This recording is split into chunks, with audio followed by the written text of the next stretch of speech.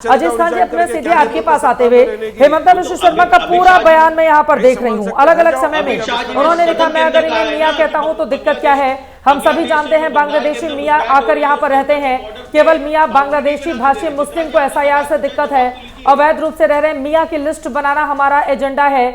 मियाँ लोग हम आपको किडनी दे सकते हैं, वो इस तरह के जितने भी बयान है मियाँ मियाँ शब्द को जोड़ते हुए, उनके तकरीबन सभी बयान तो बांग्लादेशी घुसपैठियों के लिए है। तो क्या दिक्कत हो गई अगर बांग्लादेशी घुसपैठियों को मियां कहकर वो कह रहे हैं कि इनको खदेड़ने का काम हमारी सरकार में किया जाएगा? तो इसको क्यों भारत का मुसलमान अपने साथ जोड़कर देख रहा है, या आप लोग राजनीति इसको क्यों जोड़कर दिखाना चाहती है भारत के मुसलमानों के साथ?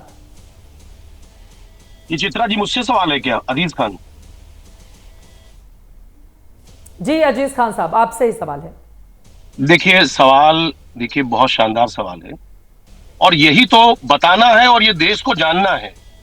ये बार बार ये जो नारा लगाते रहे पिछले 10 साल से कि सबका साथ, सबका विकास और सबका विश्वास, पता नहीं क्या क्या, लेकिन आपके देखिए करनी में और कथनी में कितना अंतर है। ये किस तरह नफरत की बात करते हैं, किस तरह जहर घोल रहे हैं समाज में। आप ये इस बात से अंदाजा लगा सकते हैं कि ये कहते कुछ और है, करते कुछ और है। अभी देखिए रोहित जी क्या कह रहे थे साहब, 12 लाख हिंदू भाइयों के लिए। इससे पहले ये सीएए लाए तो उनमें पता नहीं क्या क्या बातें करते थे। इसीलिए तो मैं कहता हूं इन सारे लोगों के लिए कि ये दिलों में आग, लबों पर गुलाब रखते हैं, ये अपने चेहरे पर दोहरा नकाब रखते हैं। ये इनका चेहरा खाने का और दिखाने का और है कुछ। सच ये है कि ये शासन सत्ता के लिए किसी हद तक जा सकते हैं, चाहे हिंदू हो या मुसलमान, इनके लिए सब एक जैसा है। कब कहां कैसे खाई खोदनी है, कैसे एक दूसरे के बीच में नफरत पैदा करनी है, ये मुझे लग रहा है इनसे बेहतर कोई नहीं जानता। देखिए, एक जो शख्स जो इतने बड़े संवैधानिक पद पे बैठा हो, प्रदेश का मुख्यमंत्री हो, संविधान की शपथ लिया हो और कहा हो साहब कोई पक्षपात और भय और कुछ कहीं किसी तरीके का हमारे द्वारा नहीं किया जाएगा संविधान पे, संविधान जो हमारा पवित्र ग्रंथ है। अरे तो वो भारत के मुसलमानों के लिए लिया था ना, वो बांग्लादेशी मुसलमानों के लिए थोड़ी नहीं लिया था भय या पक्षपात। उस पर हाथ रख के कसम खाने के बाद कह रहे हैं कि साहब रिक्शा वाला जो बेचारा मजदूर है उसका शोषण करो, 5 रुपया मांगे तो 4 रुपया दो। अब आप बताइए इससे ज्यादा कुछ हो सकता है?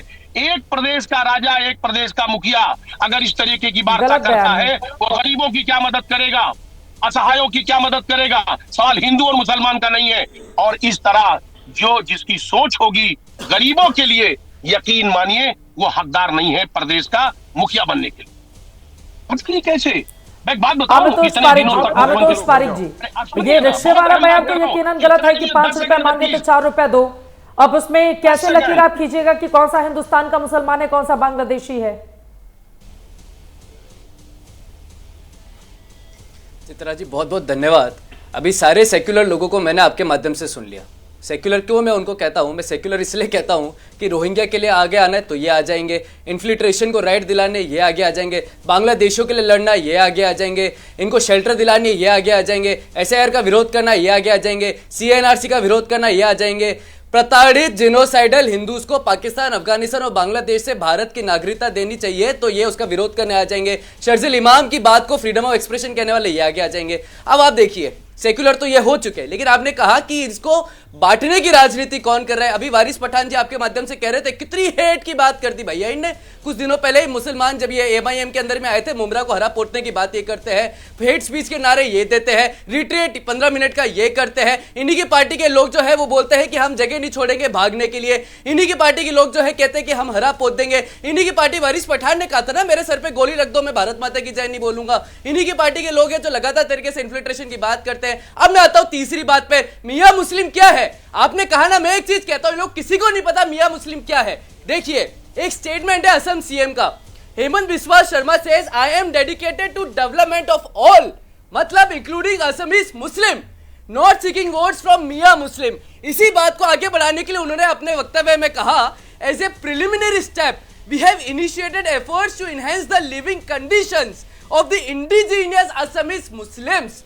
मतलब साफ तौर से दर्शाता है कि किस तरह से अपने राजनीतिकरण और तुष्टिकरण के लिए एक जेनोसाइडल टेंडेंसीज को ध्यान में रखते हुए इन लोगों ने मियां मुस्लिम को वापस से उन मुसलमान के साथ इकट्ठा कर दिया जो असम में हेमंत बिस्वा एनहांस करने की बात करते हैं। अब बात है गुवाहाटी हाईकोर्ट कहता है इन्फ्लक्स बढ़ रहा है, इसको खत्म करना चाहिए, लेकिन उसके लिए चुप हो जाते हैं। 2005 में सुप्रीम कोर्ट कहता है तभी चुप हो जाते हैं। पुशबैक पॉलिसी को विरोध करने ये चले जाते हैं। कौन विरोध कर रहा है? उदित राज जो कहता है सनातन इज नथिंग, कौन विरोध कर रहा है? सीपीएम जो लगातार तरीके से अभी भारत के विरुद्ध खड़ा होता है, कौन विरोध कर रहा है? प्रियंक खगड़े कौन विरोध कर रहा है? कांग्रेस सरकार कौन विरोध कर रहा है? द वायर जो शर्जील इमाम की स्पीच को कहता है कि it's freedom of speech and expression.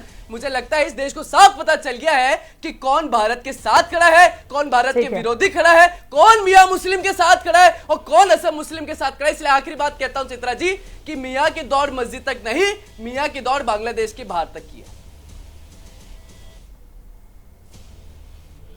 ठीक है, बहुत धन्यवाद सभी का हमारे साथ इस चर्चा का हिस्सा बनने के लिए। कुल मिलाकर असम में अब चूंकि विधानसभा चुनाव की तारीखों की घोषणा कुछ समय के बाद हो जाएगी, तो वहां पर हिंदू मुसलमान के नाम की सियासत आगे बढ़ी है। घुसपैठिया एक बड़ा मुद्दा है, घुसपैठियों को यकीनन बाहर किया जाना चाहिए, लेकिन हिंदू मुसलमान की सियासत के बगैर अगर सियासतदान विकास की राजनीति करेंगे तो शायद वो उस प्रदेश के लिए और वहां की जनता के लिए काफी ज्यादा बेहतर होगा। लेकिन कितना बड़ा मुद्दा ये मियां और घुसपैठिया बनेगा असम की जनता के बीच में, इसके बारे में हर एक जानकारी खबर एबीपी न्यूज आप तक पहुंचाता रहेगा। अभी के लिए दीजिए इजाजत। देश और दुनिया की तमाम खबरों के लिए आप देखते रहिए एबीपी न्यूज।